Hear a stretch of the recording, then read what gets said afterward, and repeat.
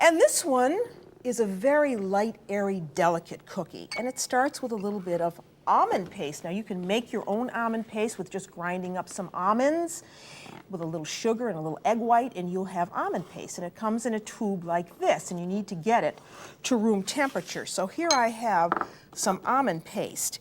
And this starts in a double boiler. So here we have a pot of water that has a pot sitting on top of it. And because we are using eggs with this, we don't want to curdle the eggs. So we put sugar and the almond paste in the top of the double boiler along with the eggs. And you want to keep the heat down on this now so you do not curdle these eggs. And once this is in there, I'm going to use my beater to get this going.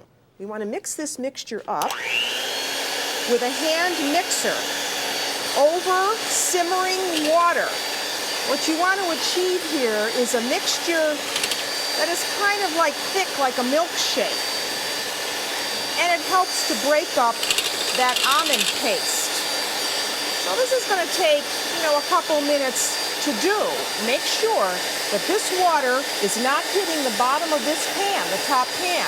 Otherwise, those eggs are going to curdle and you're going to have scrambled eggs. Okay, and in it goes. And you notice nothing curdled. Put this aside. And now what we have to do is just beat that a little bit more.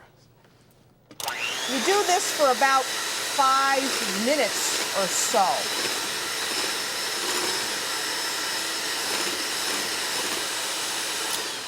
Now we're going to add some flavoring to this.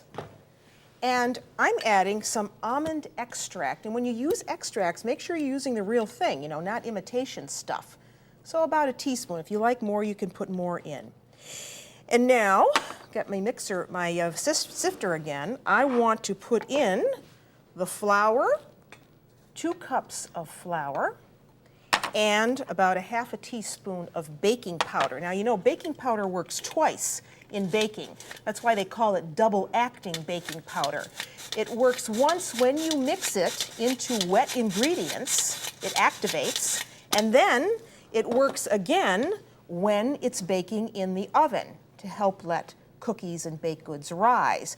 So you mix that all up, give it a little bit of salt, a pinch of salt.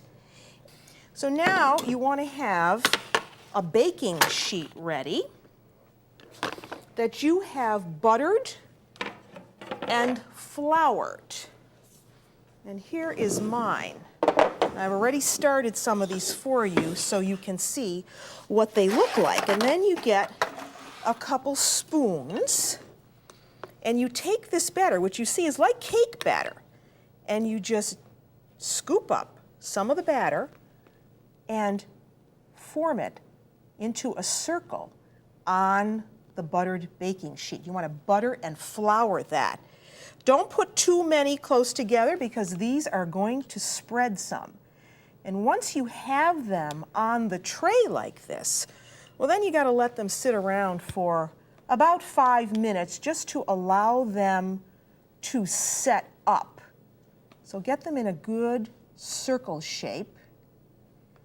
And that's all there really is to that. Then, after you've done that, this is where the other part of the name comes, the pignoli.